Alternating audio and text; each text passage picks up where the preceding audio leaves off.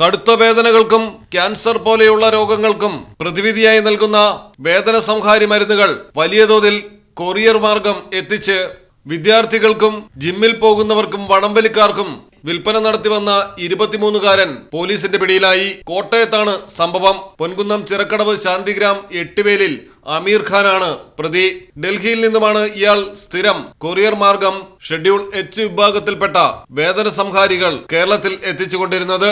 ഡോക്ടർമാരുടെ കുറിപ്പടിയില്ലാതെ ഒരു കാരണവശാലും കൈമാറാൻ പാടില്ലാത്ത മരുന്നുകളുടെ പാഴ്സലാണ് പോലീസ് കൊറിയർ സ്ഥാപനത്തിൽ നിന്ന് കണ്ടെടുത്തത്. പ്രതി കൊറിയർ വാങ്ങാനെത്തുന്ന വിവരമറിഞ്ഞ് പോലീസ് പരിശോധന നടത്തി പിടികൂടുകയായിരുന്നു. 3 മാസത്തിനിടയിൽ ഏകദേശം 1,75,000 രൂപയുടെ ഗുളികകളാണ് പ്രതി ഒന്നിന് 500 രൂപ നിരക്കിൽ വിൽപ്പന നടത്തിയത്.